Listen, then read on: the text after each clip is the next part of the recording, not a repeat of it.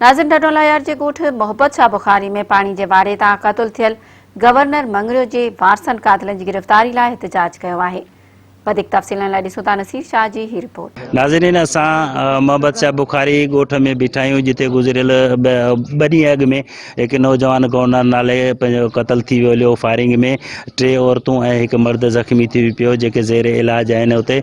ऐं अचो त हितां खां जे माण्हुनि खां उन्हनि जे वारसनि अॼु हिते सरापा एहतजाज आहिनि, एहतजाज कयो अथनि, त उन्हनि खां पुछूं था त उन्हनि एहतजाज जो कारण कहिड़ो आहे ऐं हुननि जो छा मसइलो आहे। मारायो वियो आहे मुंहिंजे भाउ खे ऐं बेगुनाह शहीद थियो आहे ऐं असांजा इंसाफ़ कोन थियो आहे। ॾुआरीदार ॿाहिरि घुमनि पिया ऐं ऐसे जो असां फुल तावन करे पियो, पर DSP हुनजे खे रोकण जी चाहे पियो त गिरफ़्तार न कयो वञे हिननि खे। इहा अपील था करियूं असां DPO साहब खे, सिंध गवर्नमेंट खे अपील था करियूं, वज़ीर आला साहब खे, वज़ीर आज़म साहब खे अपील था करियूं।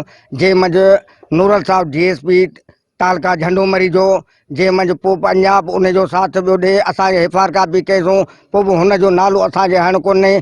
असांखे SAJ जो वॾो तावन आहे हिन मंझि, जे मंझि SAJ खे बदिली खणी कोशिशि कनि पिया। अचानक अची हमलो कया, को ज़ाती दुश्मनी भी असांजी कोन्हे। असां मंगरिया बिरादर जेके आहिनि ग़रीब अमन पसंद आहियूं। असांजो पूरे ज़िले में को बि क्रिमिनल रिकॉर्ड भी कोन्हे को, न को का दुश्मनी या शाह जा असीं न को हारी आहियूं, न को पगारदार आहियूं। हिननि अची हिते जेको ॾाढा माण्हू विहारिया, उन्हनि असांजे घरनि ते हमलो अची कयो।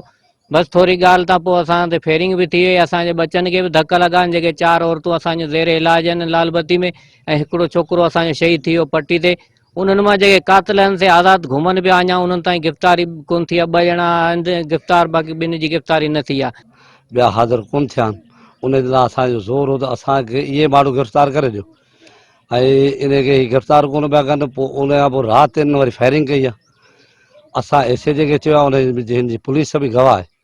ही पहिरियों वाक़ियो कोन्हे पूरे तालके जे अंदरि। अॻु में जेका मीरजत ऐं सांद बिरादरी जो मसइलो थियो, पोइ मीरजतनि जो मसइलो थियो, मरी बिरादरी जो थियो, पोइ ख़ानज़ादा मसइलो थियो, ही मंगरियुनि जो मसइलो थियो।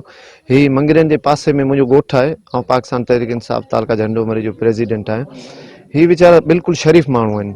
हिननि सां बिल्कुलु एतिरी नाजाइज़ी थी आहे, जेको आउं चवां थो अफ़गानिस्तान में या पेशावर में बि एतिरो नाजाइज़ी न थी आहे। करायो आहे उहो ॿाहिरि पियो घुमे, सवारी माना वेठा आहियूं, रूं रड़ूं पिया, असां सां को इंसाफ़ कोन पियो थिए। नसीर मोहम्मद शाह, मेरान TV।